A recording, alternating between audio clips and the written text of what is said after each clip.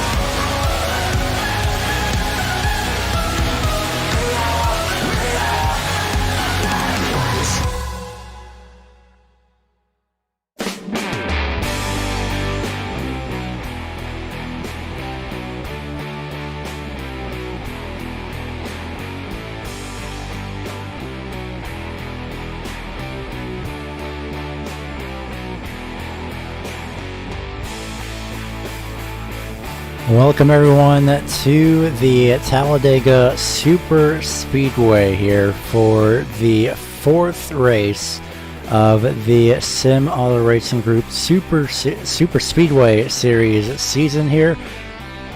It is going to be a very fun second 200 miles.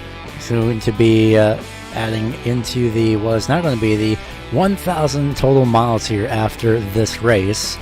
Well, for the most part, at least depending on how this race does go. This race is also officially now the SunWest Construction 200 at Talladega. No longer is it the original name of the Alabama 200. This is sponsored by SunWest Construction here for today's race. At the moment, qualifying is currently underway, and we have about 3.5 minutes remaining before we do go out and start with your starting grid this afternoon. It is a pleasure to have you here this afternoon here at Talladega Superspeedway, though, as we continue to await the qualifying session's completion. We are here live at Talladega, just currently waiting, and as per usual, I am the lone person over here over on both production and commentary. So nothing quite different as we continue to await the completion of qualifying for this afternoon. Let's go over your point standings after the third race of the season last week at Daytona's night race. Well, right now it is currently Lucas Cram still continuing to lead the point standings out in front, but this time by only 4 points. He had a little bit of trouble last week, especially, well, unfortunately I should say, with blowing an engine early on and having to use a fast repair just about 20 laps or so in. So hopefully he will be able to recover from this, but Benjamin Nelson not too far behind, only 4 points back. So keep an eye on both Lucas Cram and Benjamin Nelson, the only two drivers to win so far this season. Lucas Cram with the first 2 wins of the season, Benjamin Nelson winning just last week. Alex Bell has lost a position to Benjamin Nelson, unfortunately, after last week, so he'll drop back now to third place. Clint Spillman, well, hasn't really gone anywhere compared to hasn't gone anywhere the last race, has not yet had a change in position, only 32 points back. As we look down the rest of the point standings, it's Alex Fox, Alan Ballacino, Lucas Strayer, Robbie Lyons, Sean Howell, and Nick Olson. And if we actually go ahead and take a look near the cutoff portion, 8th through 13th, well, it's going to be a very, very close battle. The 97 of Robbie Lyons, as mentioned, Sean Howland, the 38, the 24 of Nick Olson. They are all in dangerous territory. Brett Murphy, Luke Parks, and Colby Wells are all on the outside looking in. Keep an eye on the 3 and the 45 for this afternoon's race, because those two are currently tied for that position. They are here. We have I believe, projected 30 drivers, possibly a little bit more here for your starting grid. Only about a minute remaining here in qualifying. So that is a look at your your point standings, I should say, for this race or coming into tonight. Majority of the field looking to be Camaros, but there are a couple Toyota Supras and a couple Ford Mustangs here, and we could actually get a number of the exact number of how many Toyotas and Fords there are. Well, they are currently 5, 6, 7 Ford Mustangs here in the field. And, well, as for Toyotas, there are only just about, looks to be only 3 Toyotas in the field. So that's basically 10 cars. The other 20 are all Camaros. And, well, if that doesn't say something, I don't know what will. But we will continue to await the completion of qualifying here for this afternoon in the final 10 seconds. And in fact, we're going to go ahead and take a look at your starting grid here in the bottom left-hand corner of your screen for tonight's starting grid.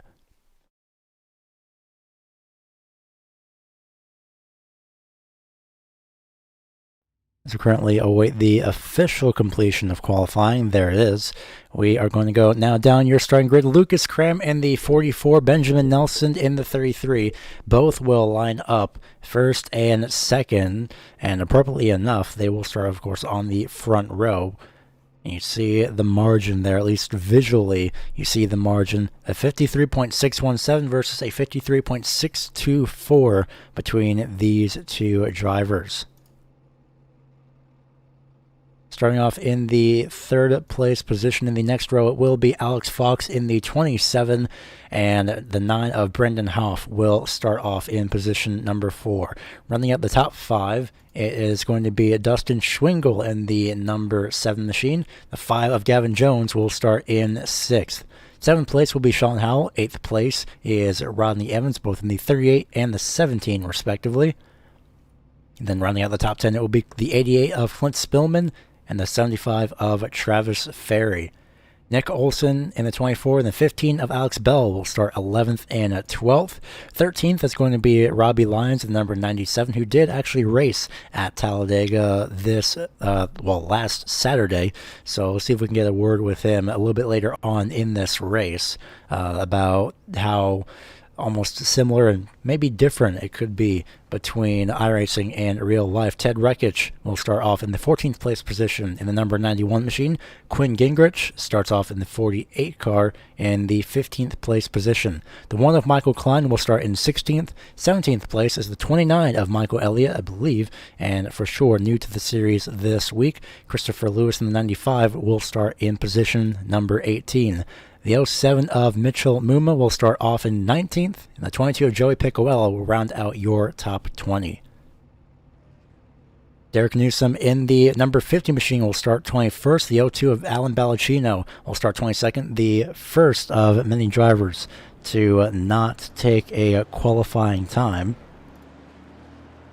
And then the rest of your starting grid. 23rd is the number 25 of Kyle Manger. Lucas Strayer in the number 41 machine starts off in 24th. Colby Wells in the number 45 will start off position number 25. Tim Brangan will start off in the 26th position in that number 69 car. Luke Parks in the number 3 will roll off 27th. 28th is the 03 of Jonathan Cuvas. 29th is going to be Robert Rader in the number 2 machine. Sean Stevens will start off in 30th place, with Dane Cruz starting off in 31st. 32nd is Brett Murphy, and that is your 32 car field here for Talladega.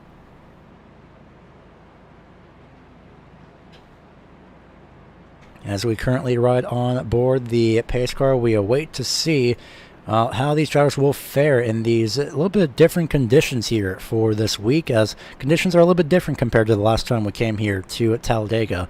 And, well, right now, this is going to be something to really look ahead for, and possibly, well, just something to keep an eye on. And we'll see if the different conditions produce different kinds of racing here for this week.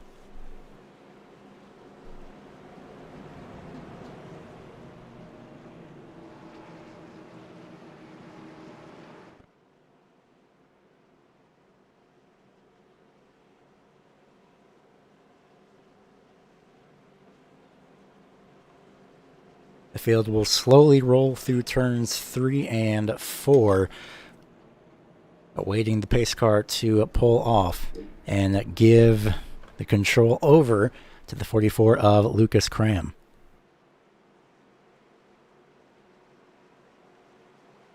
Pace car ducks under the yellow line,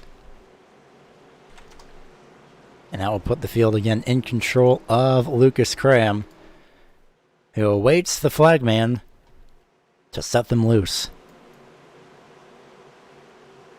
Green flag in the hand of the starter as they approach the end of the tri-oval. Lucas Cram in the 44 will bring the field to the green flag, this time by 200 miles once again, and it's the run to 1,000 miles as we go down into turn 1.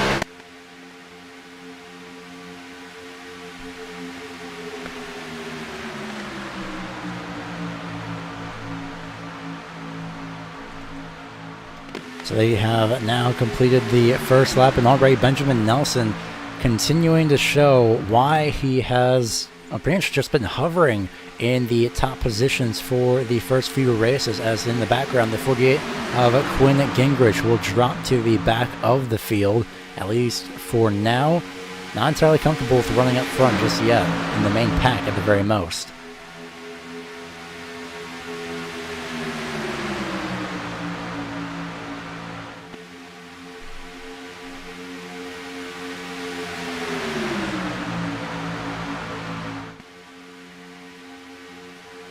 You see, just peeking out to the outside, I believe, was number 5 machine of Gavin Jones, and it was. Apologize for any issues currently occurring. And hopefully we hope that at least gets sorted out at some point later on. But in the meantime, Brendan Hoff is in the outside line and in line for getting out front on the entry of turn number 3. And just like that, he does so with that help from Gavin Jones. And now I'll just have to wait and see how long will this continue on. Because every single time we come to a Superspeedway race, it's always going to be the outside lane. We have never yet seen, well, it's going to be the outside lane, the front runner in the outside lane, more specifically, always gets pushed to the front, moves down to the inside lane. We have never seen anyone try to control the inside and outside lanes. Whether it be due to just risk of not wanting to quite literally push anything or anybody out of bounds, as well as the risk of creating a wreck. I've yet to see if anyone would be willing to control both lanes or attempt to control both lanes. That's something that we just have to wait and find out. Someone who's utilized both lanes incredibly well is the person who is currently on the outside lane. That is the 33 of Benjamin Nelson. He'll bring the 44 of Lucas Cram almost all the way out front, but Cram will stay up on the top side, and Gavin Jones will pretty much, well, guarantee that push to the lead for the 44, especially since Benjamin Nelson did not have any help directly behind him in the form of that number 9 car of Hoff. And just in the background, it is 3 wide. I believe that's Travis Ferry up on the top side who is leading that group. And it is.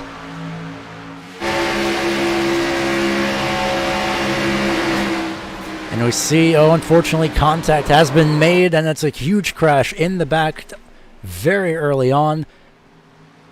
And who we just rode on board with, Travis Ferry, is involved. Raymond Lee's also involved. The 41 Lucas Strayer has his front end completely gone. Alan Ballacchino was caught up in it, and a couple other drivers as well. Possibly Ted Wreckage by the looks of that damage on the front end of his car, unfortunately. Not entirely sure on what had happened, so we're going to take a quick look back on your replay here momentarily to see what exactly had caused this incident here so early on. It may have been somebody moving out of line by mistake. We'll have to wait and see. It started around, by the looks of it, the 41 of Lucas Strayer. And we'll see if we can actually get an onboard shot here on number 41.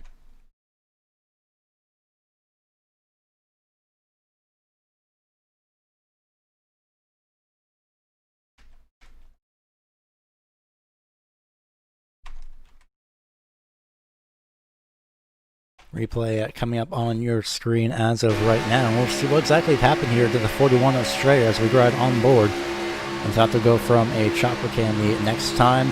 It looks like Strayer, it sounds like Strayer just lifted, and the 46 did not get the memo. Oh man, Strayer having so much damage, unfortunately, as well as collecting just many other drivers who unfortunately were involved in that. I'm going to take one more look from an aerial shot as well from the blimp, and we'll see from a much more detailed perspective on what exactly had happened, who else was caught up in it, in case we did miss anybody. 41 of Strayer in the middle line, getting pushed by the 46. Too hard of a shot. 29 just gets by. Looks to be about a 6, maybe 7 car incident. The 07 was involved as well. Luke Parks, I believe, may have just barely avoided that crash. We're going to take one more look here on board the number 3 machine.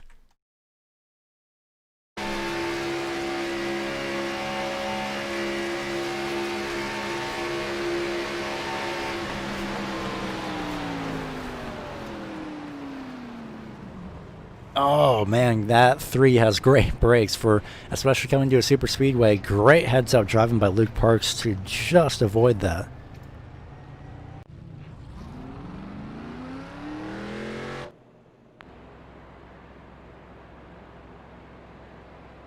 We are currently sitting under the yellow flag at the moment as we continue to await the field to cross the start-finish line once again.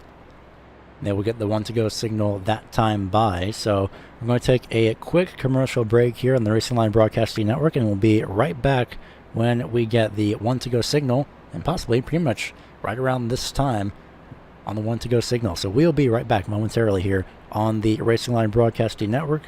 You're currently watching the Sim Auto Racing Group Super Speedway Series here on the Racing Line Broadcasting Network as we await the green flag once again here for the SunWest Construction 200 at Talladega.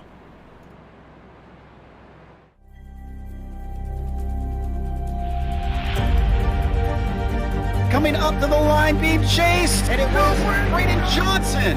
Unbelievable finish. It was 1/1000th of a second between them. Green flag in the air.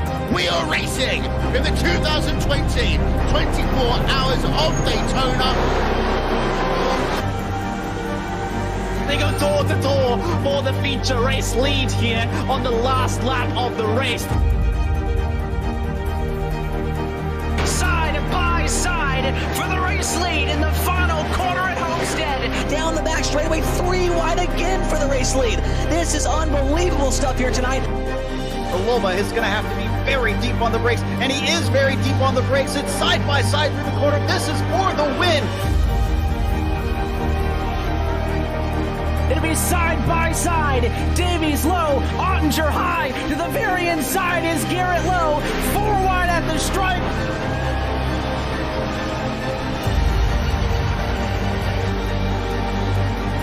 For Audie's win here on this outside line. Neck and neck. Who's going to back out? Does anyone back out? Verstappen starts to squeeze on the inside, and now he'll try and straight line it. Goes under the apron. Drag race to the line. It's so close to call.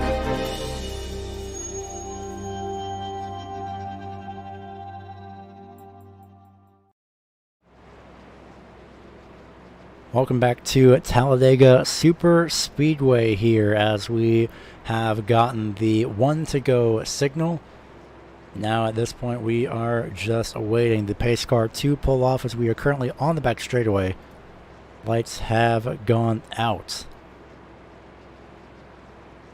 In this moment it is the anticipation of just continuing to wait for the pace car to pull off.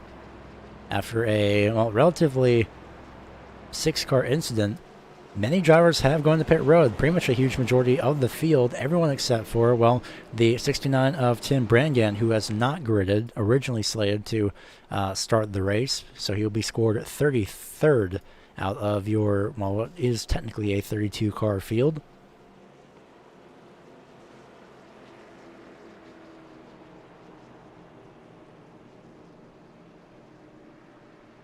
And the only other 3 drivers to not pit, Sean Howell in the 38, the 50 of Derek Newsom, and the 48 of Quinn Gingrich. They have all not pitted. Sean Howell has opted for the top side on this restart.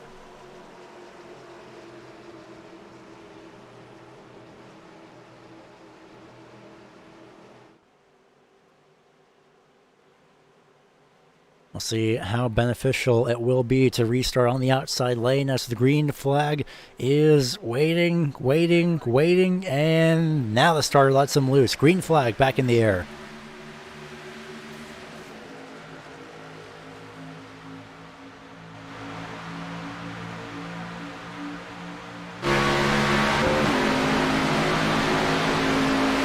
Just like that, we see the 44 of Lucas Krim almost left out to dry. He'll get help from the 27 of Alex Fox as they go down the back straightaway for the 9th time today.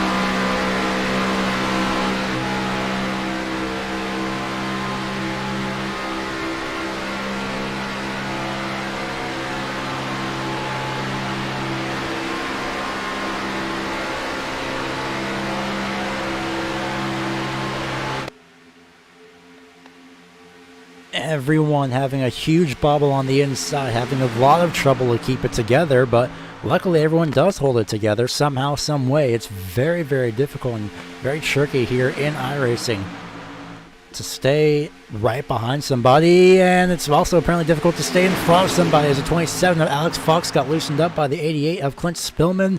They are currently 3 wide, door to the 24 from the 48. Everyone trying to scramble for an opening in the line somewhere, but that's not exactly going to be happening anytime soon as we take a look all the way up top. And while all the way up top is the 27 of Alex Fox, he will fall all the way to 12th place, now to 13th place on the outside lane. And that is how quickly a move to the outside lane can go wrong. If you try and push somebody a little bit too quickly on the outside lane, Clint Spillman has moved himself to 3rd on the inside lane. But look at this. Sean Howell goes all the way up top. Not the middle lane, but the very top side. Derek Newsom is going to be in the middle, getting help from number 2 of Robert Rader, who started way in the back of the field. The very outside lane is going to be falling back. The middle line starts to make a charge forward now. This is only lap 11 of 75.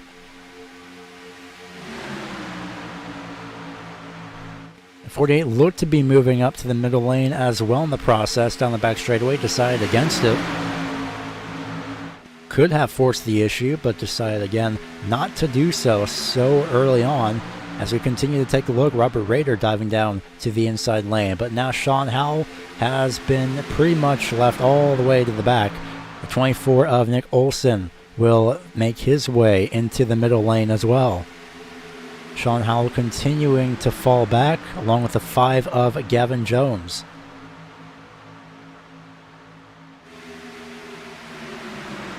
Well, just like that, it went from 2 wide to 3 wide, and it's 3 wide again. The 48 of Gingrich has found himself up on the outside lane.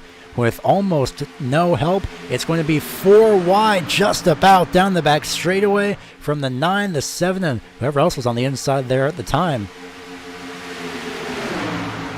Great placement by the number 9. That 3rd lane is coming in very, very quickly as Clint Spillman is now trying to make something work, but it's just not going to happen.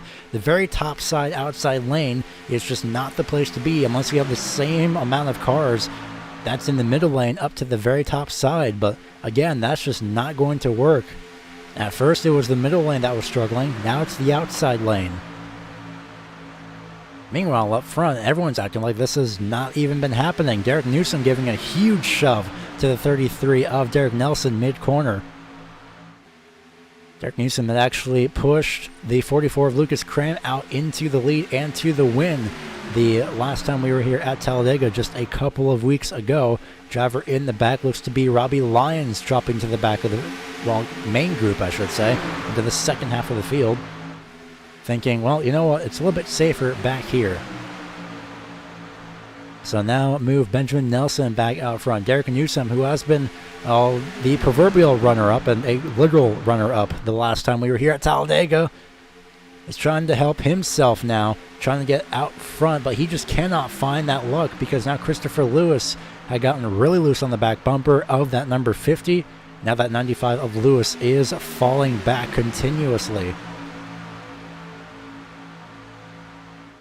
Keeping in mind, we're not even in that halfway point of the race, and we are having incredible racing early on, with Lucas Cram now getting help from Robert Rader to the lead as they go down the middle lane and right back to the inside lane, cutting it very close. I think shut the door, actually, on the 33 was Robert Rader, the number 2.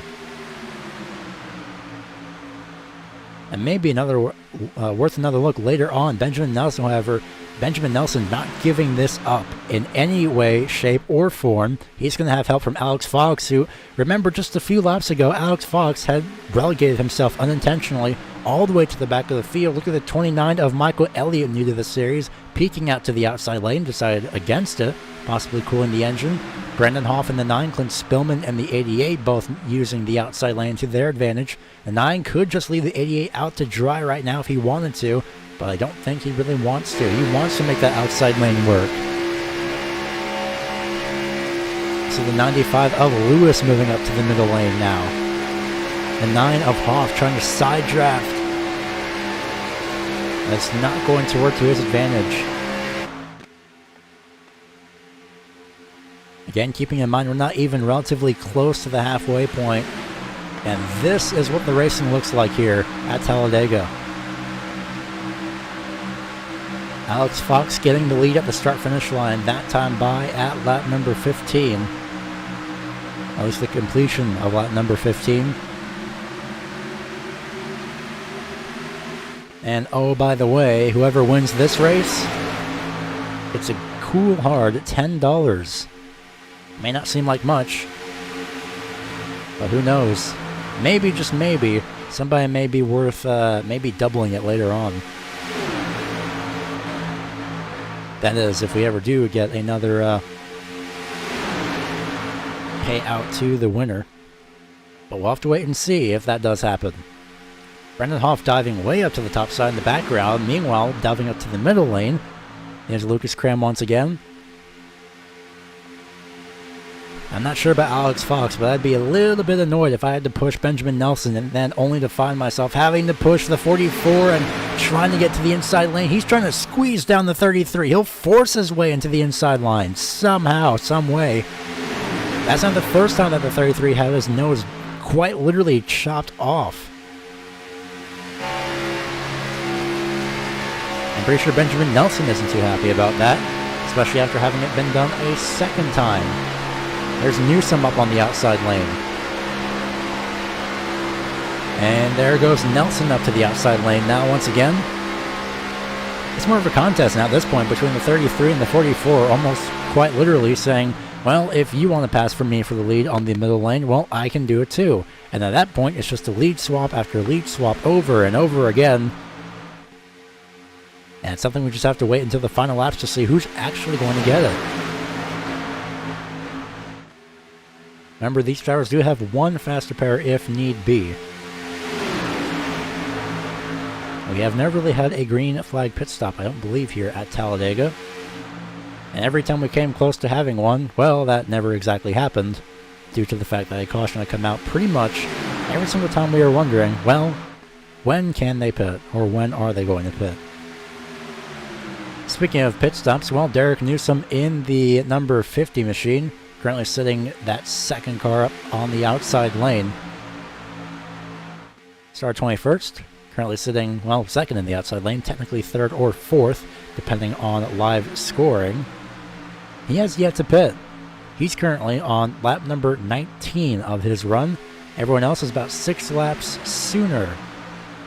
So Derek Newsom has not pitted, and the only other 2 drivers to not pit, Quinn Gingrich in the 48, as we see him move down to the inside lane, as well as the 38 of Sean Howell, who got shuffled all the way to the back. Someone who's not exactly, well, someone who actually is going to get shuffled to the back is Derek Newsom. Might be having to cool his engine due to the fact that he's moved up to the outside lane all of a sudden. That's going to really hurt the momentum of the 15 and the 24. And that's going to drastically hurt the momentum of the 27 of Alex Fox. He is going to be having a huge momentum difference. There goes Nelson up to the outside lane. The 29 does follow. Does anyone else fall to the outside lane? No. We are 3 wide once again at Talladega. And we see, well, it should be the number 17 of Rodney Evans. He's lurking right behind the 44. Could have helped the 2 of Robert Rader, decided against it. Maybe didn't have enough time, actually, to move up to that middle lane behind the 2, who gets a little bit loosened up by Alex Fox. I'm pretty sure Fox is just chomping at the bit, just wanting to lead at least a lap. wanting to get that relief, saying, well, I can get up here. And, well, someone who's not going to be able to stay up here for long is Rodney Evans. I actually thought he was going to go to pit road. Now he's actually having to cool his engine down. 4 wide momentarily through the tri-oval. That's really the only doable place to do 4 wide. Granted, is it possible to do it throughout the entire track? Yes. Is it recommended? Not entirely. Robert Rader to the lead for the first time this afternoon. Alex Fox finally getting his shove into the lead from the 45 of Colby Wells.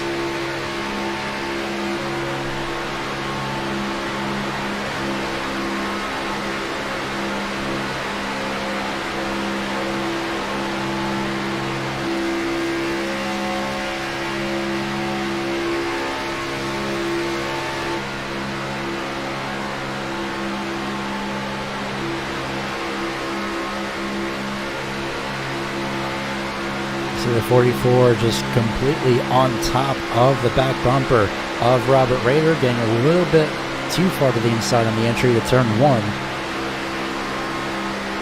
Just look at this visual difference as they go off of turn number 2 down the back straightaway.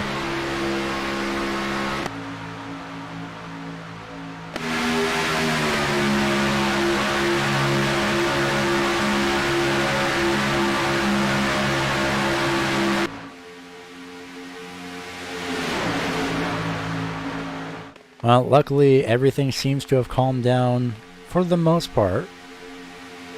Two drivers trying to shuffle their way through the field wherever they can.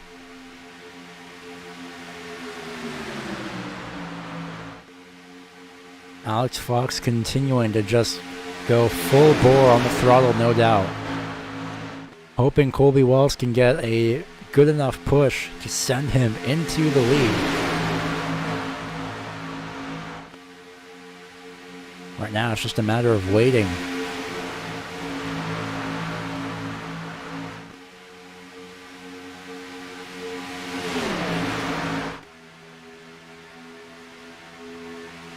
Fox had the advantage on corner entry. Corner exit, not so much.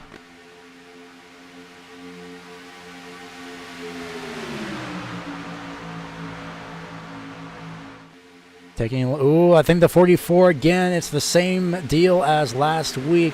The 44 of Lucas Cram has overheated his engine.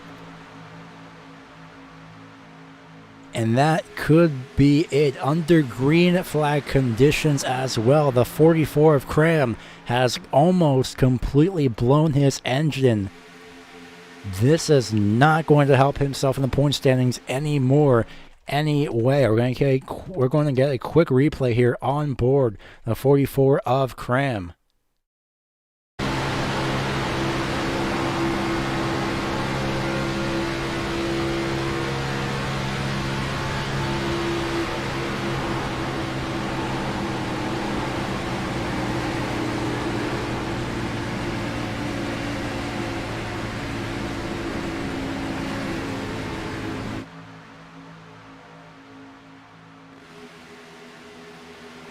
And that has pretty much spelled the inevitable doom of the 44 of Cram, who at this point is coasting into the pit lane. Still has his engine active, just trying to not use it at all.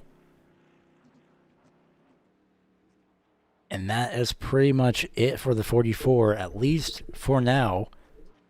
But we'll have to wait and see if he can recover from this. He did recover last week at Daytona when he blew his engine.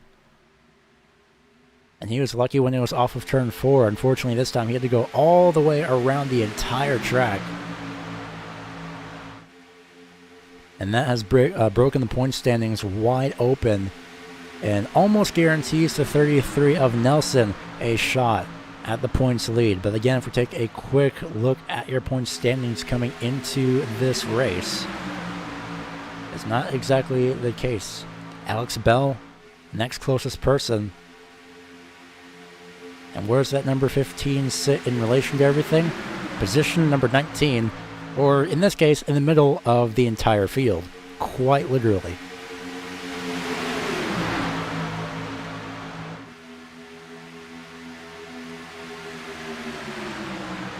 Maybe a little bit of a lucky break, though, for the 44, not having to be in the middle of all these drivers going 3 wide for the lead. And for any other position past that. So at the moment, it is projected that the 33 of Nelson will be getting the points lead after this race. Heavily specifying, though, at the moment, as Gavin Jones almost gets pushed into the lead. The 95 gets shuffled around as well. And somehow everyone just hangs on to it as they continue to drag race all the way down the back straightaway.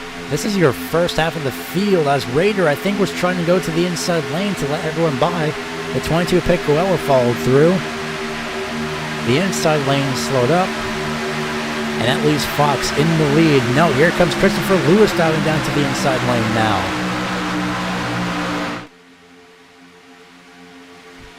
Lewis in the 95 taking advantage of the situation, dives down to the inside lane. Alex Fox still so close, gets so far. May have led a couple laps at least by a nose at the line as the 33 of Nelson goes into the outside wall. Somehow everyone keeps it together. But that's going to heavily split everybody up. Nelson with a hard shot into the outside wall. No caution as there was no spin, and that is a miraculous thing when it comes to 3 wide here at Talladega, especially up on the outside lane. We're going to see if we can get a quick replay here. Once again, taking a look at the 33 on the outside lane.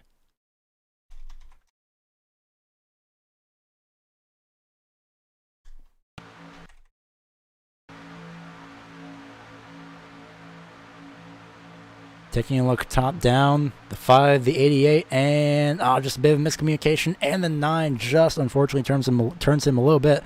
Great save by both the 9 and the 07 and the 33. That's absolutely an incredible job to somehow not spin it out, bobbling at, well, it's basically 180, 190 miles per hour. As we come back to live pictures, the third lane has completely died off after that. Not really blame anybody for that. Derek Newsom, granted, stayed out during a caution, but is going to make it now 30 laps. He's not looking to make a move to the inside lane. So at this point, we can know for sure, at least with a caution, you are able to make it by 30 laps.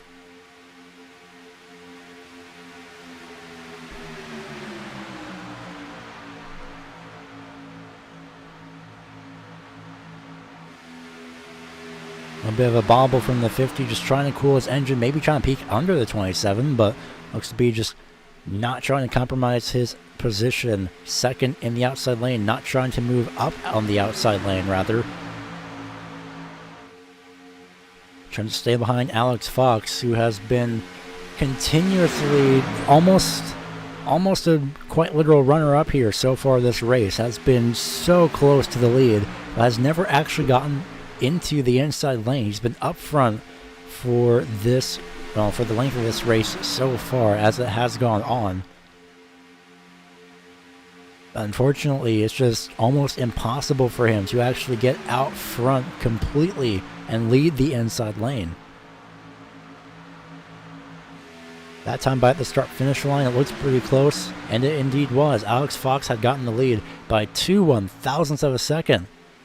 He's been able to lead a couple laps, but he hasn't been able to lead the inside lane as Newsom is falling back due to, of course, by the looks of, well, the theme so far today, engine overheating. He'll cool his engine down, he'll fall back to this main group, and this is, well, your top 15 right here. Derek Newsom at the very back of this top 15. Looks like he'll go into pit road along with Quinn Gingrich. Does anyone else from the second group come in? It does not look to be so. Both the 48 and the 50 come down pit road at lap number 31, coming to lap 32.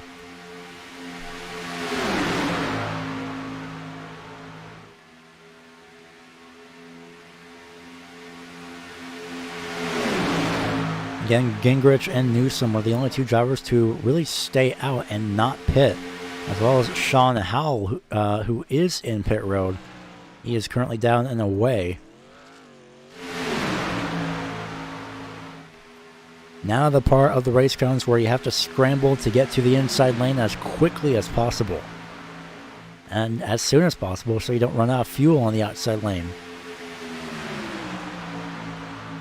So that was running under caution that these drivers were able to make it to lap 30, those who had not yet pit.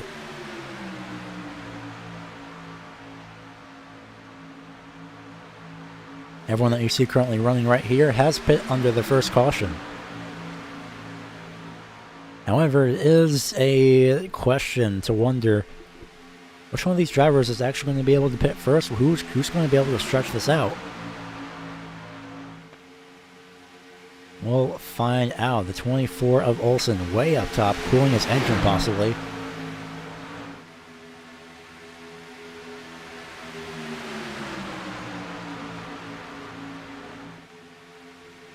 So both of your front running championship contenders being Benjamin Nelson, who currently sits in 25th, being pushed by the 9 with a little bit of back end damage, and Lucas Krem, who had blown his engine almost entirely, who sits 1 lap down and looking to be put 2 laps down, I believe. No, he is not actually.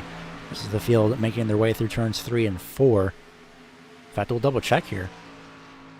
Lucas Krem is a bit behind this main pack, actually.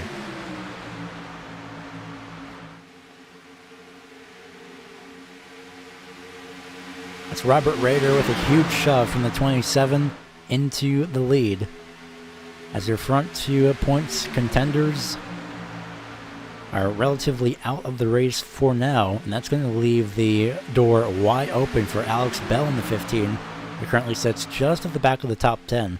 At the back of this main field, around 15th place, which has now gained almost everybody else back. Granted, a little bit spread out, but now it's back to at least 24th.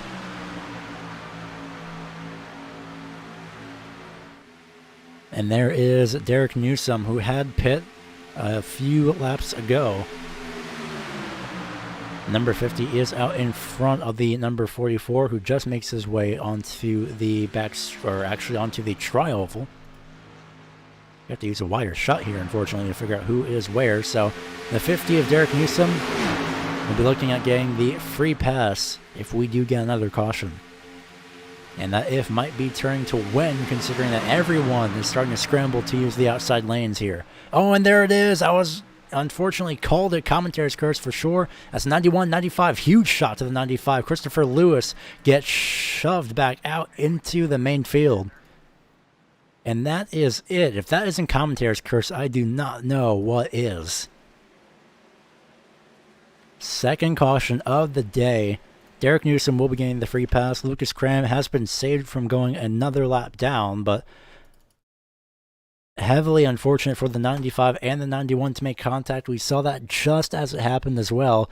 91 had come down just ever so slightly. We'll replay this in slow motion here. Just before the halfway point, actually. Or actually, I believe just coming to the stage end. The race is going by so quickly. Well, the stage end was that. So we'll get your top 5 here. Alex Fox, top 10. Alex Fox, Dustin Schwingle, Robert Roeder, Nick Olsen, Gavin Jones, Clint Spillman, Colin Manger, Ted Rekich, and Alan Ballacino were your top 10 at the time.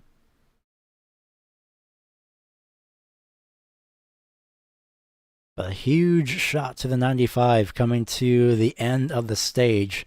And Christopher Lewis is relatively out for now. He has yet to use his faster pair, so he has been cut a little bit of a break in a sense.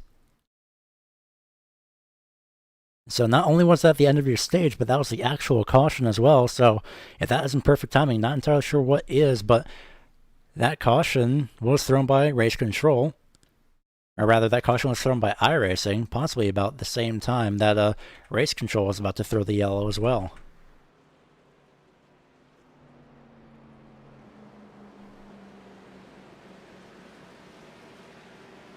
So it is Alex Fox with your stage win. Alex Bell, 14th, next in line for points, has yet to get into the top 10 more consistently, has been at the back end of the top 5, or top 10 rather, throughout this race, but has been hovering in the top 15 if anything does happen. And, well, that's something that did happen. So your field coming through through your pit stalls for pit stops, about 31 or so laps have been run by them. We have yet to have an actual green flag pit stop. Well, rather more consistent green flag pit stop sequence. I think a few drivers having their right sides taken up. Most likely will go for those 4 tires.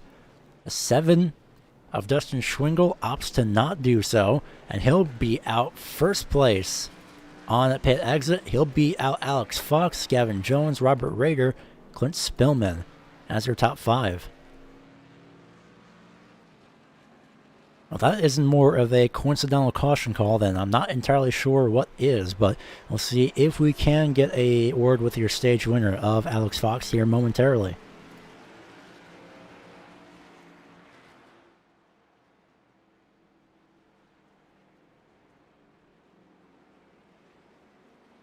What a end to the stage for this race, which is relatively the halfway point of the race as well. And we're going to be double checking to see if we can and get the number 27 of Alex Fox in here for a quick interview.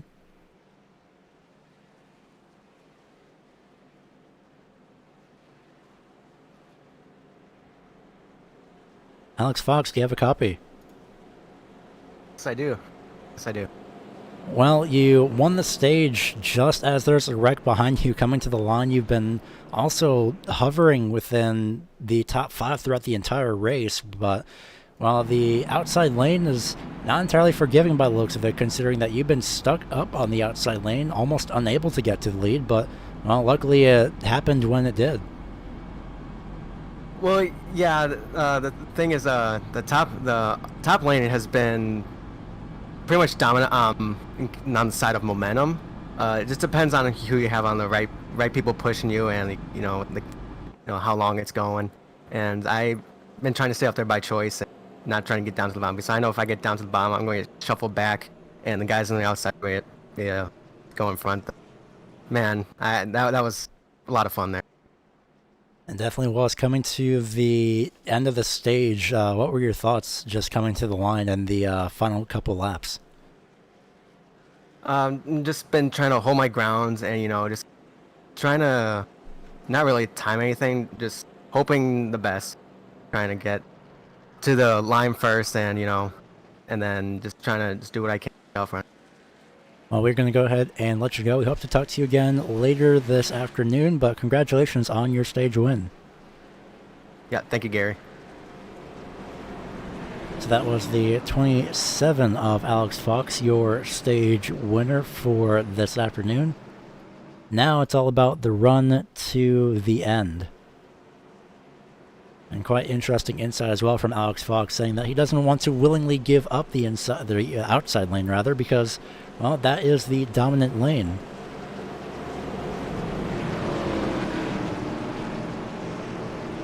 And here I've been saying for the first half of the race that unfortunately he was just unable to get a good push.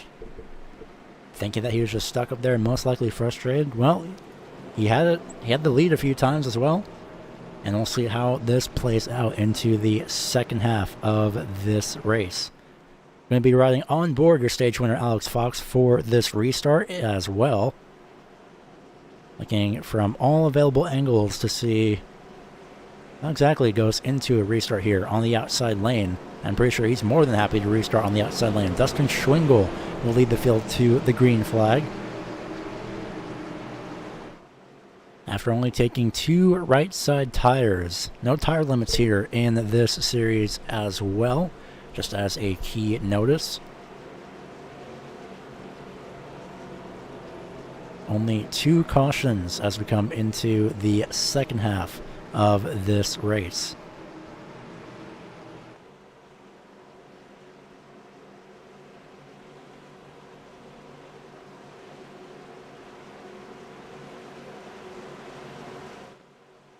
Flag once again in the hand of the starter. Waiting to let everyone go. As we ride on board Alex Fox in the 27.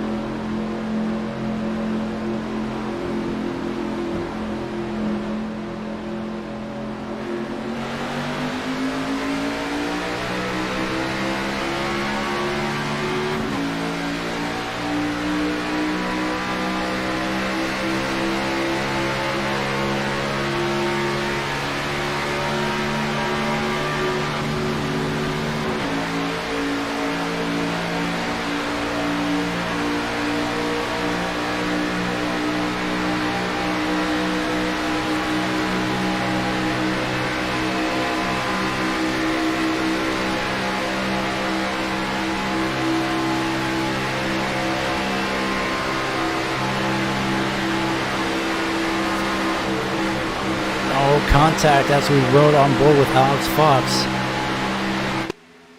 Not entirely sure what had happened there, unfortunately, as we were riding on board looking out the back to see who was behind the 27, but that doesn't seem to deter the 27 of Fox because he still continues to lead that second lane. Here comes Clint Spillman to help him out as we were almost 3 wide. Raider tries to side draft, dives right back down to the inside lane.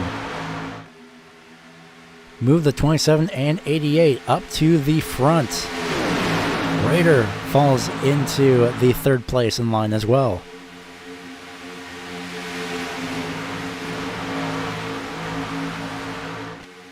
We're going to wait and see if we can get a replay here momentarily. We're going to wait for, well, if possible, for everything to calm down just ever so slightly as Clint Spillman looked to move to the inside lane, decided against it. Maybe try and make a middle lane for himself. Everything looks to have settled out for now. So we will wait and see if we can get a replay here to see what happened on board Alex Fox. Just a quick onboard replay to see what happened there coming off of or coming through turns 1 and 2.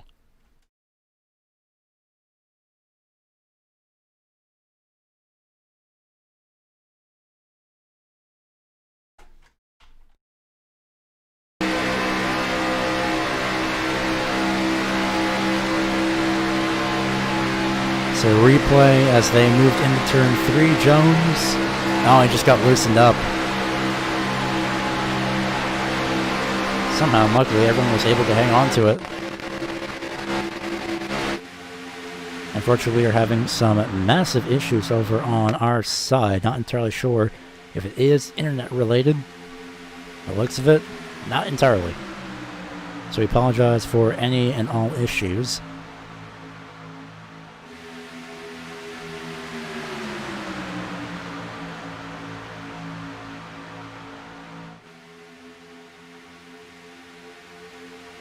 But in the meantime, Alex Fox continues to get help in the form of the 88 of Clint Spillman as they go down the back straightaway. And, well, if you count help as nearly loosening somebody up down the back straightaway, that's definitely not entirely helping the 27. As Spillman tries to just cool his engine down, the 27 could have possibly moved, actually, down to the inside lane there, right in front of Gavin Jones. However, Dustin Schwingle says, well, you know what, I have an opening on the outside. I'm going to take this and leave the 2 of Raider out to dry. So Alex Fox preferring to lead the outside lane. He'll move willingly to the inside, and he will not be followed. He will be followed now by the 88 of Clint Spillman. You could see the complete indecision and the hesitation of Clint Spillman, wondering, what do I do? Do I stay up here? Do I move down here? He moved down to the inside lane, and that is absolutely perfect, because now this will help him lead the outside lane, and he will have a shot to lead. So the indecision, the quick split-second decision as well, wondering, do I stay up here? Do I move down to the inside lane? That helped out the 88 for at least from what we could see. And we're wondering, how long will it help out the 88? Because at some point you have to either control the outside lane or move down to the inside lane. And maybe even start a 3rd line if possible. There's space. Raider look to cool his engine down by the looks of that. Maybe try to make it 3 wide there. decided not to. There's so many factors with just that little movement up to the outside as well. If you're, say, the 2 of Robert Rader and you just barely peek out to the outside of the 27 and you have the lane outside, again, a lot of things can go through the driver's mind. Is he peeking out to cool his engine down? Is he looking to make a line? Is he trying to see how much space he has in front of him before the corner comes up? There's a lot of things that can go through a driver's mind. And one thing that's definitely going through their minds is the fact that it is now 30 laps to go, this time by the start-finish line. And while we have the chance, let's say we crank it up.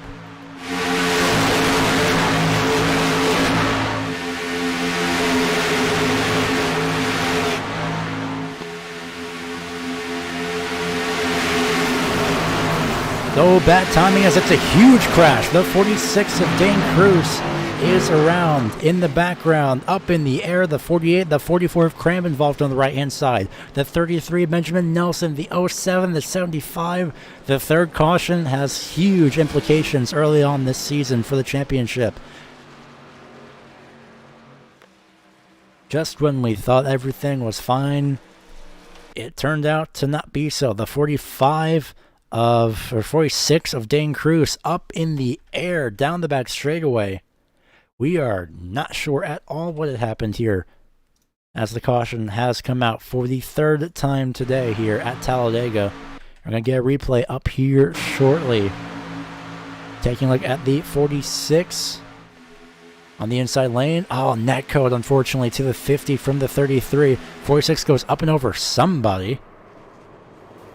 The 48 was involved, and it was just on from there, unfortunately. We saw the 44 in the background of Lucas Cram, who was involved.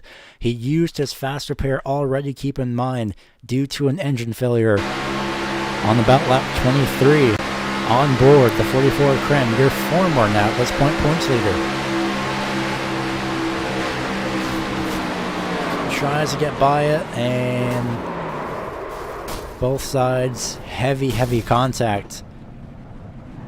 And that, unfortunately, is all said and done. Raymond Leeds in the 12 was also involved in this crash.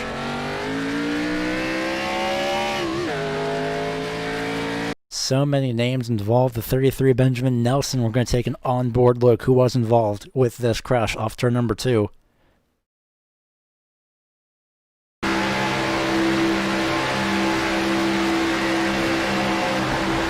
Just to slow up. Oh, it may have not been netcode. We're not entirely sure at this point. From one angle, it looks like it. From this one, it just looks like it was just a regular racing incident. Not entirely sure at this point. But one thing is for sure, the 46 went for a wild ride off turn number 2. And looking again, just to make sure, I'm going to look from an aerial angle as well while we still have the chance. Unfortunately, having a few issues over on our side with timing and scoring ever so slightly. But in the meantime, let's see if we can take a look at the 33 of Nelson from the best camera angle possible. A 9 of Hoff. Well, we see it's a regular accordion effect, which usually happens. The 33 moves down to the inside, and there was actual contact, unfortunately, as we see from this aerial angle. And unfortunately, either way, it was just a racing incident. The 33 does move down, but it's just one of those moments where you can't really do much. See the 48 of Gingrich and just everyone else just sliding through. Oh, the 75 just getting a piece of it. You saw his tires lock up. Unfortunately for Travis Ferry, he is unfortunately involved in this crash. One more look. And we'll see if we can take a look at the 46 flying up in the air off of turn number 2 here from one of our crank it up camera angles that we had initially off of turn 2.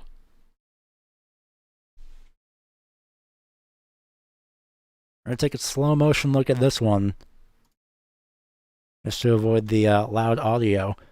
Half speed though down the back straightaway off turn number 3. And there's the 46 mid-air, unfortunately. And that is how it is. Let's see if we can get one more quick shot at this once again. Because I'm pretty sure that this camera angle is definitely seen some days. That is for sure. Full speed replay off turn 2.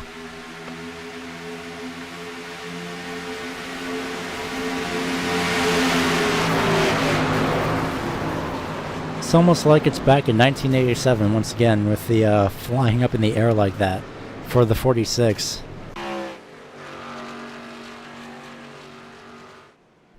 Well, caution has been out for quite some time.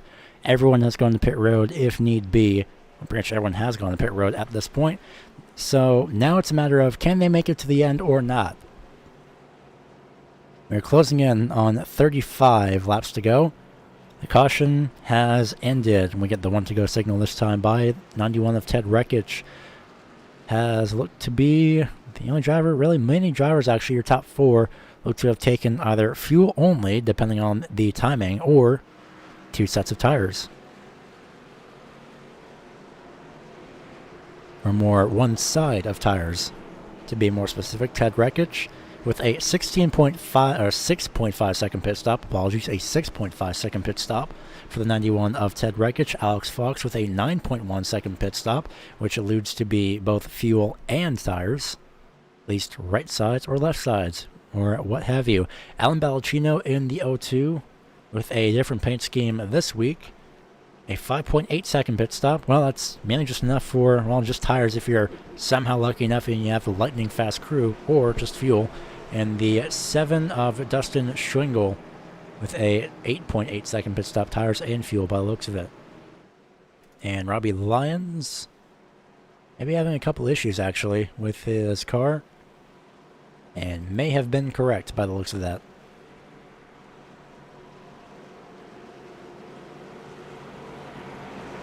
Well, if Robbie Lyons does return to this plane of existence, we'll see if we can get a word with him, but at the moment it does not look to be so. Lyons prematurely and very quickly pulling off the racetrack.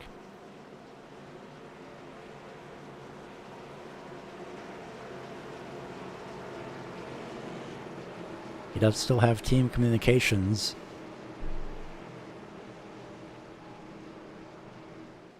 We'll see if Lyons is able to return.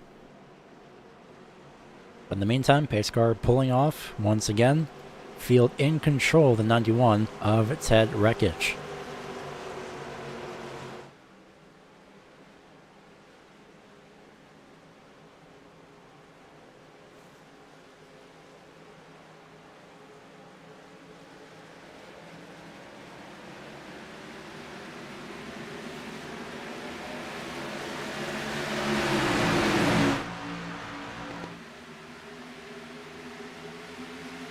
Very, very strong out start for these drivers here. 27 the Fox may have moved below the, may have changed lanes before the start finish line. I'll double check to see if that indeed is a rule or not, but in the meantime, everyone very, very quickly and very cautiously, single file early on. Apologize again for these issues that are coming up. And actually it's a correction on the laps to go. It's actually 25 laps to go. So these drivers could make it to the end if they wanted to.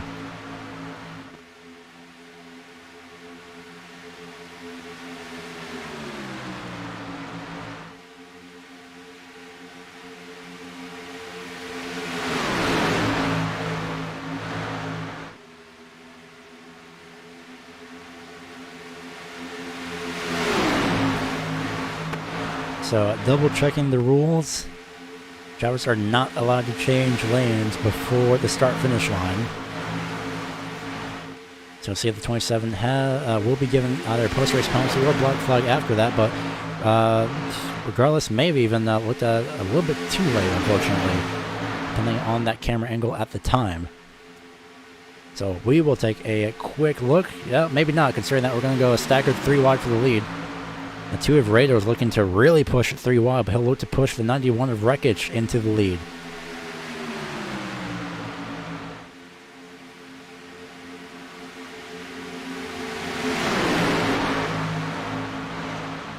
So take a quick look at the restart here.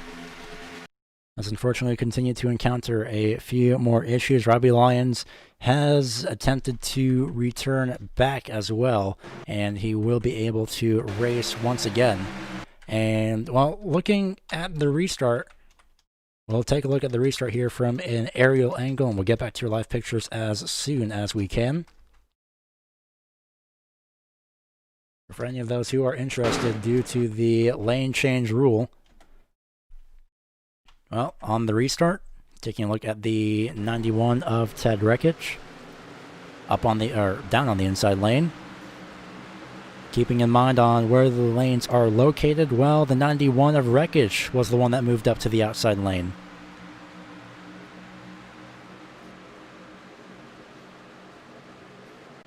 So see if that does have any implications later on in this race, or if there will be given a post-race, or if he will be given a post-race penalty. In the meantime, though, back with your live pictures, the 7 of Dustin Schwingle is out front. The 29 of Michael Elliott, new to the series this week, is going to be second on the outside lane.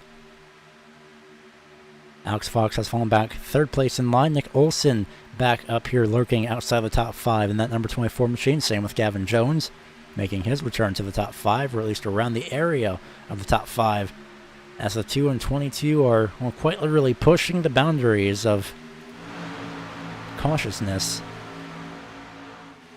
But they are managing to hang on to it, and that's the nature of super speedway racing.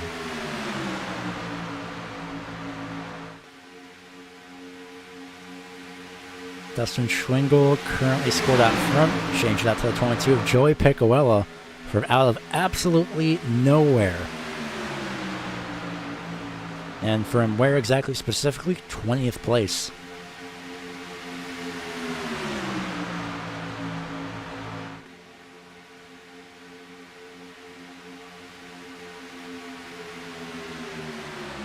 Oh, we see the 29 just looking to the inside of the 7 of Schwingle. Elliott luckily did not force the issue, but that will cause that middle lane to now fall back and lose all that momentum that they once had. Dropping it to the back is somebody, Benjamin Morton, out front once again. He didn't use his faster pair. That's one of Michael Klein dropping to the back of this group.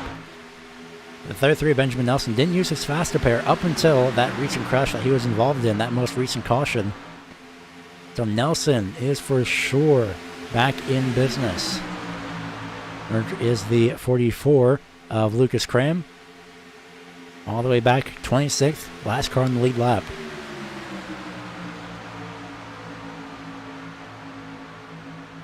Moving down to the inside lane is Dustin Schwingle, battling it out with Alex Fox and everybody else in company. With 20 laps to go, 19 laps to go the next time by we cross the start-finish line.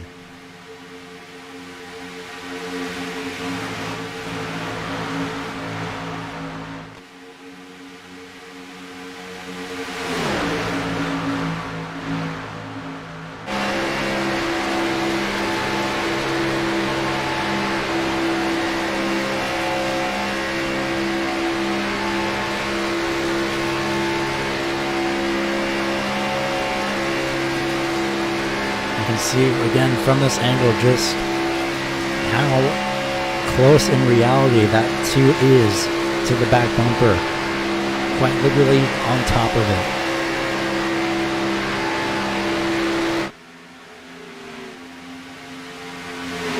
Just as a quick mention, if anyone is interested in sponsoring the remainder of the Racing Line Broadcasting Network's broadcasts for this season, broadcast themselves, not specifically the race, go ahead and go to facebook.com/Racing Line Broadcasting Network.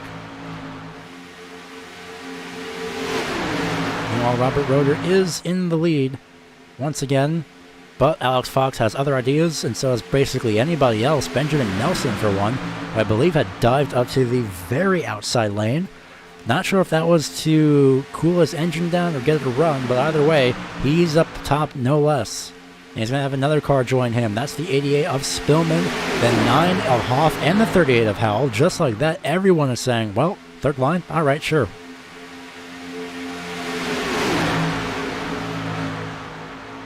Not questioning it whatsoever. And for Benjamin Nelson, I'm pretty sure that's got to take a lot of trust for everybody and himself to go back up to the outside lane for the first time since, well, the last time he was up in the outside lane, to say the least. He was in the wall, unfortunately, from a Croydon effect. No caution came of that because no one had spun around. And look at where he is now. Back on the outside lane, just at the end of the top 10, and trying to challenge for the lead. And that lead currently being Alex Fox in the 27, who just cannot get clear of the 2 of Robert Rader. 29 of Michael Elliott continues to shove the 27 of Alex Fox. Here comes the 33 of Nelson up on the outside lane. And look at how much space these lanes are giving each other. All these drivers, I should say.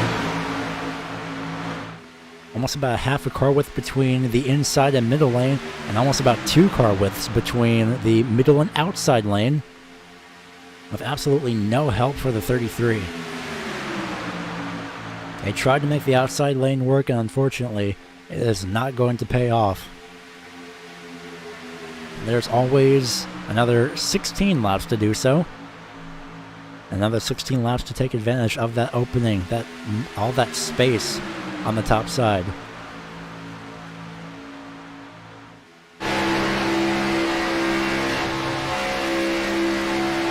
Right on the board, Michael Elliott in the number 29 machine. Pushing the 27 down the back straightaway. That was a little bit worrying, even from a commentator's perspective. The 27 moved down just that little bit after getting pushed.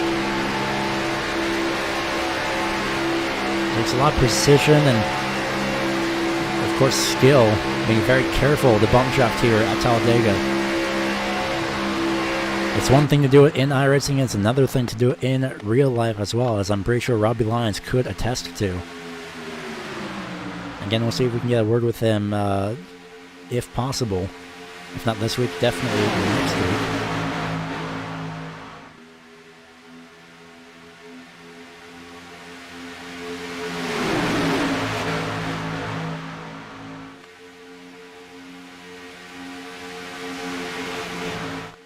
Well, we'll see if we can have attempt number 2 at a Crank It Up. And, well, if you like the sound of engines roaring by the microphones, go ahead and crank that sound system up. But, well, that's something we would say, but we've already done it for you, so you might want to turn your speakers down just in case you don't want to hear the extremely loud roar of the engines here. But then again, who wouldn't?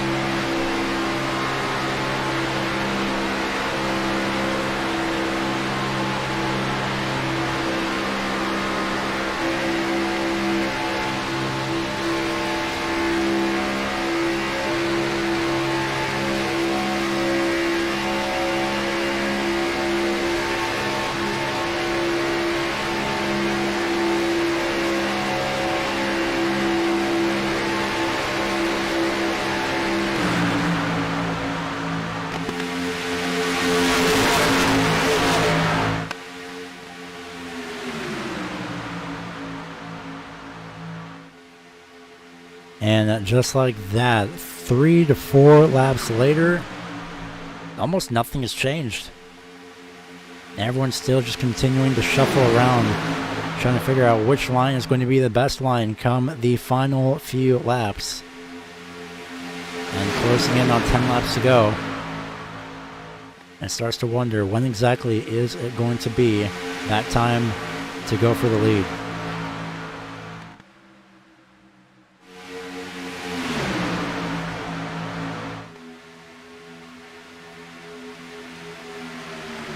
Closing in at 10 laps to go, it's Robert Rader in the number 2, leading the inside lane with help from the 7 of Dustin Schwindel. Just behind him, it's Joey Piccoella.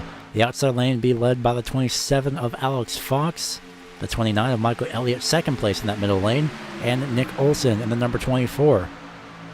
Alex Fox has not given up that outside lane either. He knows, and he said from his stage 1 interview, is that he knows the outside lane does have momentum. It's his preferred lane. And we've seen that actually help him out in order to get that stage win. And very rarely the times we've seen him on the inside lane, it hasn't been too bad, but he's always opted for this middle/outside lane.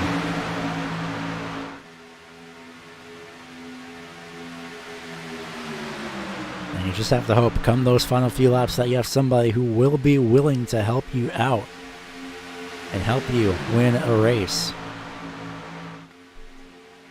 Speaking of winning races, well, going back to the 33 of Benjamin Nelson, he sits P13 at the very moment, and make that P12 at the very moment, considering on him passing the number 1 of Michael Klein, so that position will change in real time. The 44 of Lucas Cram, 26th place, 1 lap down, and at this point we are almost relatively guaranteed a huge shuffle in the point standings. And just taking one more look at those point standings as well as we head into these final few laps.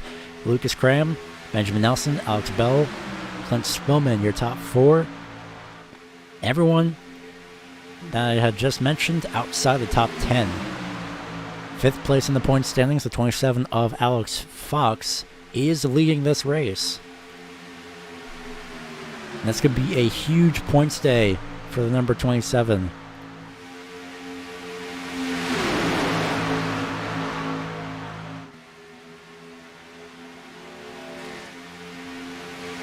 By the way, we are guaranteed a 3rd different winner for this season as we see Cram move down to the apron as the field comes through. And as we see the outside lane starting to form up one more time here as we go down the back straightaway into turn number 3. Being led by the 5 of Gavin Jones, the 9 of Brandon Hoff. Now make that the 88 of Clint Spillman, who nearly goes up into the outside wall. There goes the 24, maybe not. He peeked up to the outside, maybe just to cool his engine momentarily, but that's half the outside lane already falling all the way back. Michael Klein in the 1 machine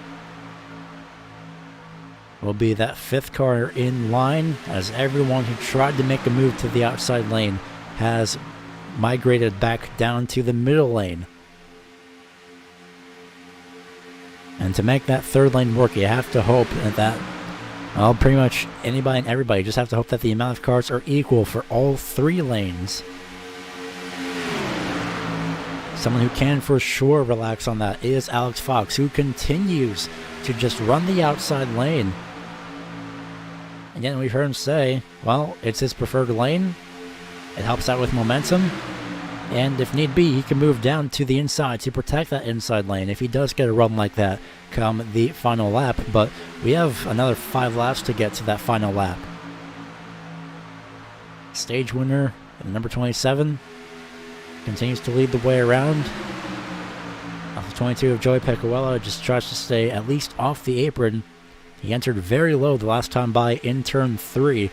And again, it's a staple of Superspeedway racing here on iRacing is that, well, it's always pretty difficult to see what exactly is in front of you and where the next car will be going. You always follow the car directly in front of you, and you always try and cool your engine as much as possible, as we saw the 7 peek half of his nose out actually down to the inside of the number 2. Coming to 5 laps to go, keep in mind, if need be, we do have 3 green-white checker attempts if necessary. So far this entire season, we've only had to use 1 of those 3 green-white checker attempts.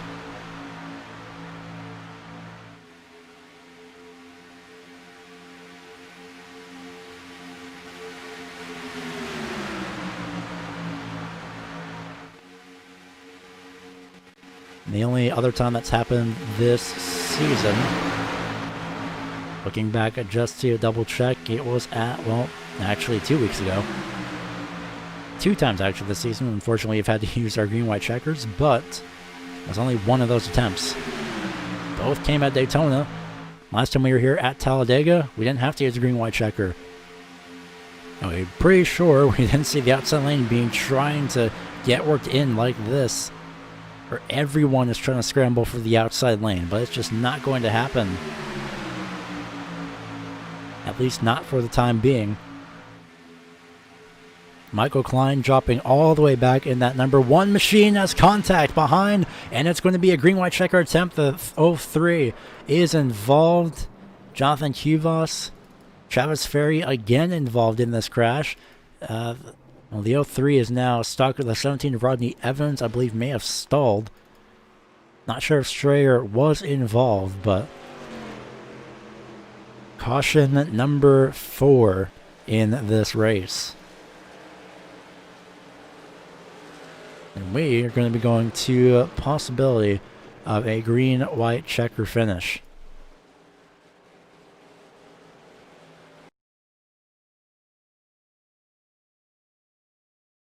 We'll see what exactly had happened here coming off of turn number 2. And apologies actually in the correction. It was not the one of Michael Klein that was up on the outside. Not sure if I had mentioned that or not, but that was actually, I believe, the 17 of Rodney Evans that was up on the outside. Apparently both drivers, both the 1 and the 17, were running the exact same number, so apologies for any confusion that may have caused. But it was the 17 of Rodney Evans labeled as the 1 for some strange reason. But regardless, let's see if we can get the replay here as they came out of turn number 2. So Evans up on the outside lane. Hits the wall, comes down right into the 41, the 13, and the 75. Hard shot for what should be the 03 4-car incident. And that 41 of Strayer is why the caution came out most likely, as well as the half spin by everybody. Going to be riding on board what should be the 03 of Jonathan Kuvas.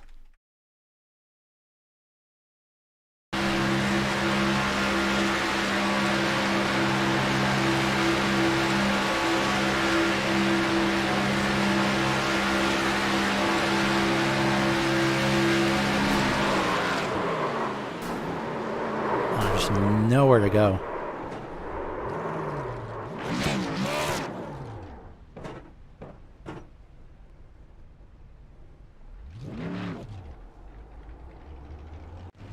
And the other 3 of Kuvas able to get it back going.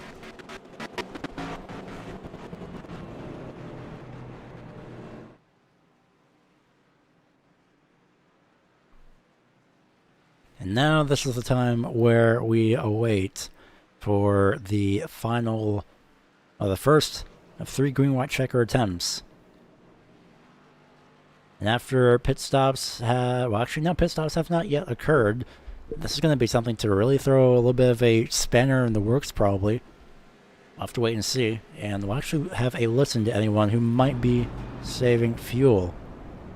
Raider is definitely one of those drivers. Sounds like Alex Fox as well, maybe running at least a lower gear.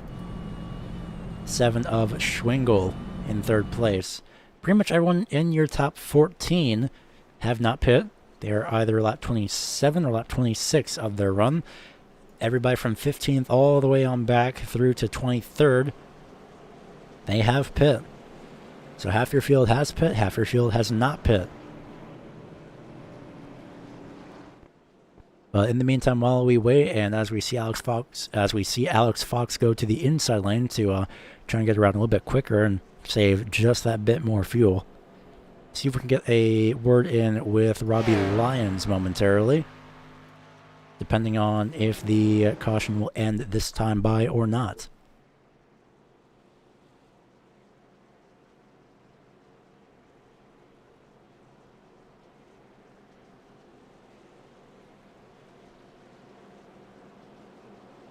"23 cars on the lead lap. First driver one lap down, the 48 of Quinn Gingrich. And make that the 97 of Robbie Lyons being the first driver one lap down. Looks like he will get shuffled back into the first position to be a wave around.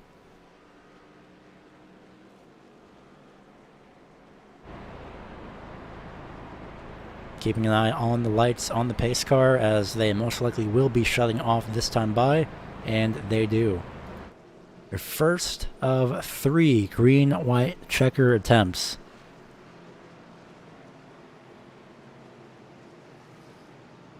Being led by Robert Rader in that number 2 machine, who continues to save fuel. Alex Fox on the outside, his preferred lane.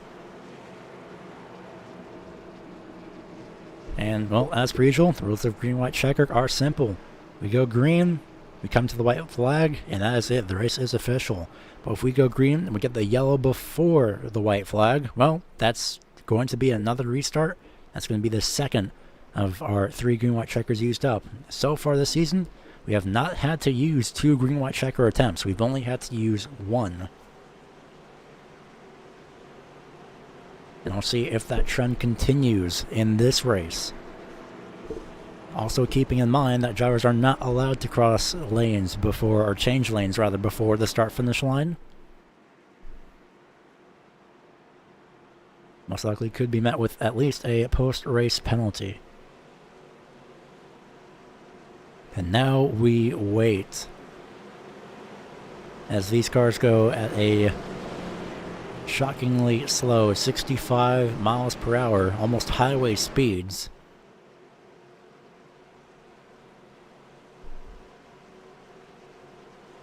They're going to be let loose for what could possibly be the final time this race.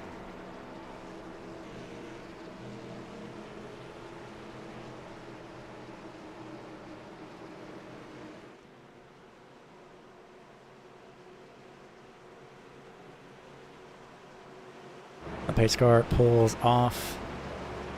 Will it be for the final time heading into pit road is the question.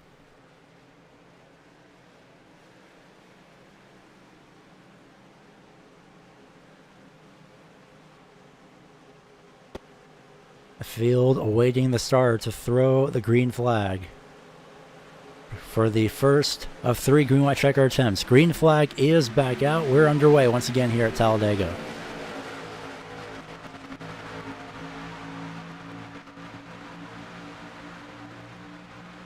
Two of Raider with a great start so far on the inside lane. Alex Fox leads them on the outside. Unfortunately, not everything being quite compliant so far.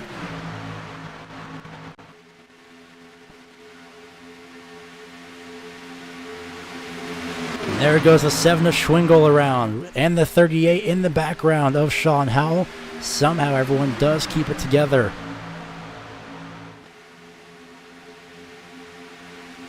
The 27 of Fox leads them down. As we do stay green, this race will be official as we come to the white flag. Here comes Michael Elliott, new to the series this week. He'll get pushed by the number 2 machine of Alex Fox. And somehow they will actually do make contact. They keep it together and they don't. Your top 7 make it through. Alex Fox, your first driver on the outside lane as we come down the back straightaway for the final time. This race will be official and we continue to have only 1 green-white checker if need be. Everyone's scrambling for whatever positions they can in the background as the 45 of Colby Wells will be shoving the 27 of Fox.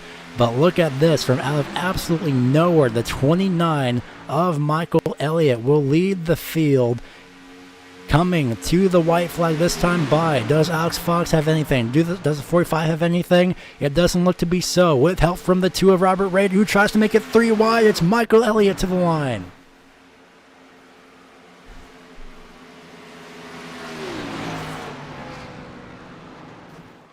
And just like on Sunday, an amazing finish, and drivers finishing sideways, taking one more look at that, coming to the line. An absolutely incredible job. It was almost, well, there's the margin of victory right there. 1 car length. And as we frame by frame it forward, Raider gets second, and it is third place over to the 27, Joey Pecuella in fourth place. And we heavily apologize for the issues that have occurred this race, and we hope that they do not occur next race, as unfortunately it does not look to be over on a pure substantial error on this end, as opposed to the as compared to the last 3 weeks. So we hope that these issues do not pop up once again, and if they do, then we do sincerely apologize. But the 29 of Michael Elliott, regardless, is your winner for this 4th race of the season, your 3rd different winner as well. And Michael Elliott, his first race as well, although I may be corrected if I am incorrect, the 29 does win here at Talladega.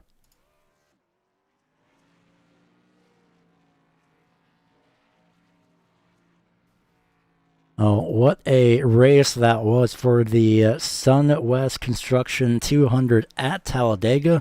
And we will get an interview with your top 3 momentarily. We'll also take a look at your finishing results momentarily here on the Racing Line Broadcasting Network. We will be right back momentarily.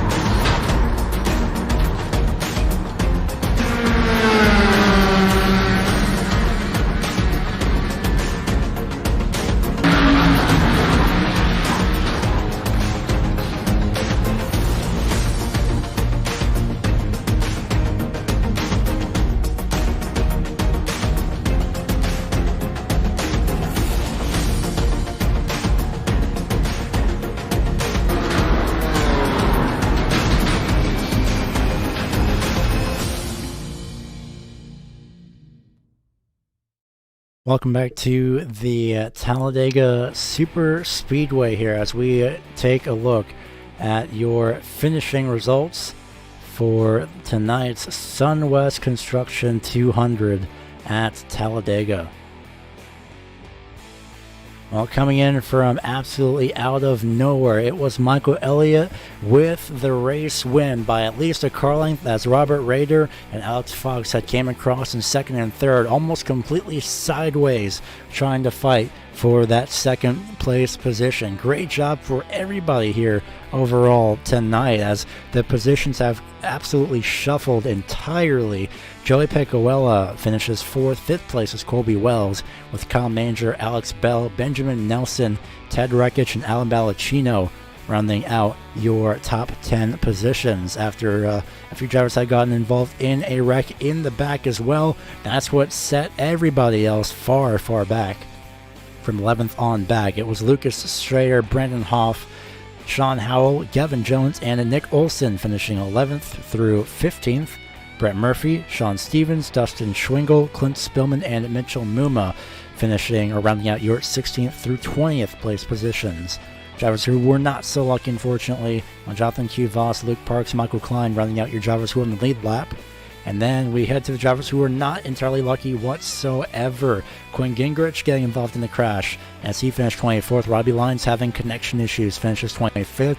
Travis Ferry got involved in, unfortunately, too many wrecks to his liking, I'm sure, to finish one lap down.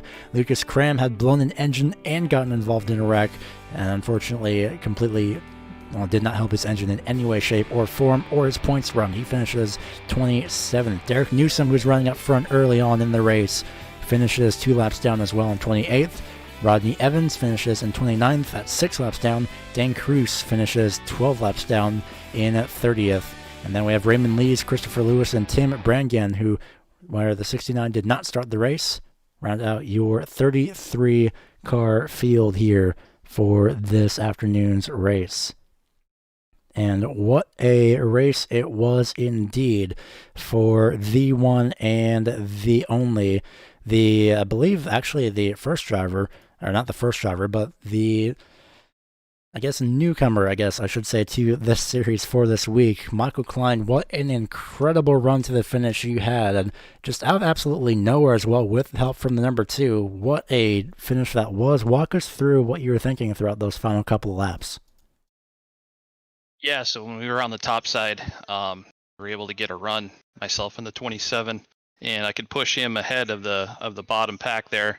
But as soon as there was an opportunity to get down low and in front of my buddy Rob there, I knew that he would give me the shove that I needed to get to the start finish line and grab the checkered flag. So thanks to Rob, that was an awesome run by the two of us. That's absolutely really entertaining as well. And coming into this series so not exactly late on, but almost at the halfway point of the regular season and winning like this, what are your thoughts heading into next week for the 2008 Legacy version of Daytona? Yeah, really excited to be a part of the series. Got a lot of friendly faces in here that I know. A lot of guys I run with every single day in iRacing that were members of the league and talked me into joining. So, thanks to Joey, and then obviously thanks to Lucas for allowing me to race tonight. Got that deal done today, so thank you for that. Really excited to be a part of the league. Excited to head to the next race with the momentum and see what we can do there. Before we go ahead and let you go celebrate your first win of the season, who else would you like to give a shout out to or thank for your race win here this afternoon at Talladega? I'll just thank all the boys down in the Grimlocks room here in Discord. Definitely Rob Roeder, Joey Piccolella, Kyle Manger, Ted, all those guys down there that we race with every day. Appreciate everything you guys do. We're going to go ahead and let you go. Congratulations once again on your race win for the season, and we hope to talk to you again next week. Sure thing. Thank you. So that was Michael Elliott coming home in the first place position, and now we move on to the driver who finished P2 in the number 2, Robert Rader, who's relatively finished up in position number 2 and relatively entire top 5 throughout the whole race. Well, Robert, you tried to make a pass just coming out of the tri-oval coming to the end, and unfortunately Alex Fox was there on the outside, but you do manage to come home second, and as well as the fact that, well, you had a really impressive run here today. Well, thanks, Gary. It's nice to see you again so soon. I told you I'd see you soon. MB Ford Mustang was fast, ran up front most of the race, started almost dead last there, and got up to the front real quick. So felt good about the speed of the car, felt good about what we were doing here. As far as the tri-oval goes, come through the tri-oval there, I was just pushing the hell out of Mike Elliott there, just trying to get him the win, and had the 22 pushing the heck out of me, and pushing the pusher, and it drifted me up a little bit. So I really wasn't trying to make a move there. I just kind of got sandwiched. So sorry we got other guys caught up in it, but at least the car slid around sideways for P2 there. Yeah, luckily that was the case. Almost like Eric Almirola getting that third place finish just by the back end of his car. So lucky for you, you do manage to stay with that second place finish. And well, heading into next week as we head to the 2008 version of Daytona, the Legacy Edition, what are your thoughts? Well, it's going to be interesting, especially when you get those bumps coming out of turn 4 on the inside line. This Xfinity car is driven really, really differently since the update. They get hot really fast, and they're a lot harder to drive than they look on TV. So they move around a lot more than the A cars, a lot more than the trucks do. So it's gonna be a lot of fun when we go to Daytona. But I'm looking forward to it. I think we'll be good there too. Got a lot of stage points today. Got a good finish. I think that puts us second or first or second in points once you take the drop week into consideration. So feeling good about it, man. Ready to go next week. I'm pretty sure everybody is as well. So before we go ahead and let you go celebrate your second place finish, who would you like to give a shout out to? I'd like to give a shout out to my future wife coming up here next Friday, getting married. Looking forward to that. Appreciate her and her support all the time. Appreciate Mike Elliott there, Joey giving me a push there. We tried to make it happen. And other than that, I just got to say, I think we're one of the favorites here moving forward. So feeling good about the league. Appreciate you, Gary. Thanks for the interview. I'm going to go ahead and let you go. Congratulations on both the marriage and the race second place finish as well for this week. So that was Robert Rader coming home in the second place position. Unfortunately, Alex Fox is not available, but he did get that advantage with the stage win, does manage to finish in P3 for this week. So we apologize once again for the issues that have occurred throughout this week, and hopefully won't happen again as compared to the last 3 weeks where we did not have these kind of issues, and nothing has since then changed. So we're about as lost as you might be as well on wondering what exactly had happened with the pretty much just everything throughout iRacing's side. So until then, though, we hope to see you next week at the 2008 Legacy version of the Daytona International Speedway, because that is going to be quite a race to look ahead for, and hopefully by then we might be able to talk to Robbie Lyons on just comparison between real life versus iRacing and get a little bit of a first-hand account through him. But in the meantime, this has been the Sim Auto Racing Group Superspeedway Series Sunwest Construction 200 at Talladega, and we congratulate the race winner here today, the 29 of Michael Elliott, after starting 17th and coming home first, as Robert Rader had started 28th and came home in second. Alex Fox started third, came home in third. And well, that will do it for this afternoon. We hope to see you again next week, hopefully with a few less issues as well. Good night from Talladega.